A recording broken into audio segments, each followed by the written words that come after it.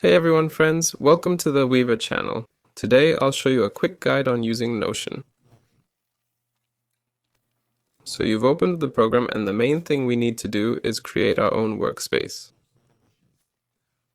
To do this, I'll click the plus sign and create a new page. Here you can unlock it. Well, duplicate it, delete it, or pin it. By clicking the three dots, you can download it offline or rename it.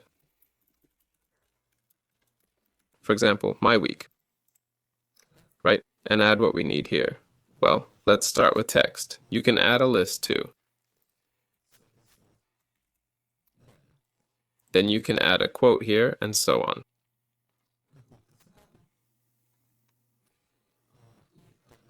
From AI, various questions, messages or images, videos, audio. You can also add code or any other file. Tables, maps, buttons, and so on. But you can usually even embed a link from Google Drive. Usually Notion is used as a task list, right? So to create one, click plus, and we need a database here. Click Table View, and then write our task here.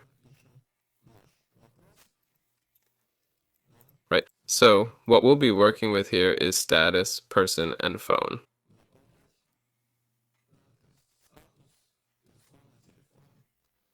For example, with status, you can select a status, add statuses, and so on. You can also execute them. There. You can share this item or share it with other users. You can also drag blocks around between places, add a background here, and change it.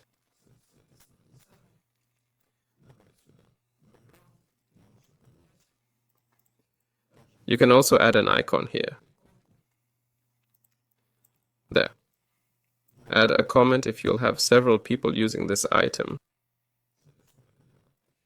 You can also add a status here or a chart. Of course, it needs to be configured. To do this, click Settings. There's a bunch of settings. You can make a pie chart, a level chart, and so on. To manage it, you need to add values to it.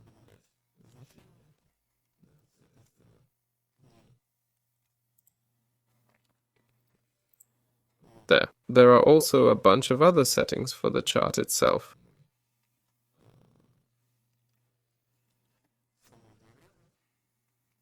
You can select the source of the chart, the information source.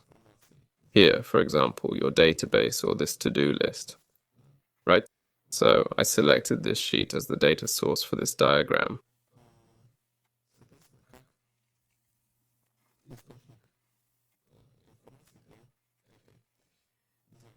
There. You can add tasks here too, and you can also track their completion. There. You can add a new status here, right?